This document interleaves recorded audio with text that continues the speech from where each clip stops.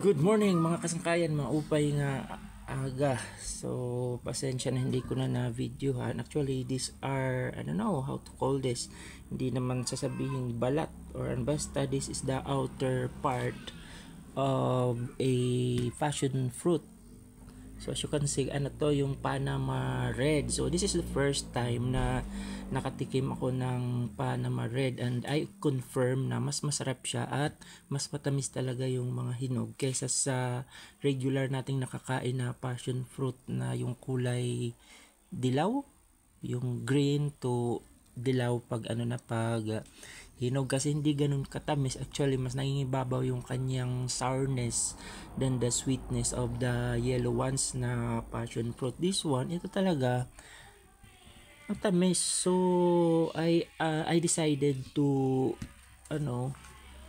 to save some seeds so that I can propagate, and I'm going to try planting this Panama Red na passion fruit. Talagang siya, masarap talaga siya, matamis, may konti lang, the sourness is just so little, and nangingibabaw talaga yung sweetness ng Panama Red na passion fruit. So ayan, buti na lang. So I had this from one of my cousins. Buti na lang, they posted it online on Facebook, and I saw their post na the harvested passion fruit. Kaya yun, I asked for, actually hinihingi ko lang is one fruit, but they came here, visited my house, and they have, I think, four or five fruits na excited na akong makakain, kaya kinain ko na kaagad yung iba, yung tatlo.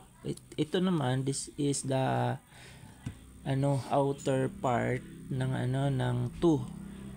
dalawang passion fruit. Ito yung natira. Ganda, tamis siya.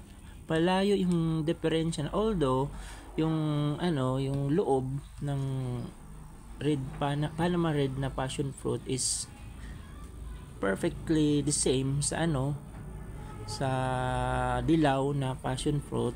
Ang kaibahan talaga is yung kanilang outside appearance, and also syempre yung lasa, kasi nga gaya ng sabi ko kanina, ang tamis-tamis talaga ng ng hinog na Panama Red passion fruit. So I'm going to let this dry muna under the sun before I'm going to sow sa aking potting mix or soil mix. Kasi actually hindi ko pa alam kung paano to itatanim, kasi sa pagkakaalam ko matagal magpatubo ng ng buto ng passion fruit. So let's say I'm going to try this, baka maging successful tayo. Kasi actually wala pa akong nalalaman, at least dito sa aking area, na may tanim na Panama Red. So I think I am sure na I am the first one dito sa aming barangay. I just don't know dito sa aming municipality, except doon sa sa pinsan ko na meron nito. Ayan. So that would be all for now muna mga kasangkayan, maupay nga aga ayo matanan.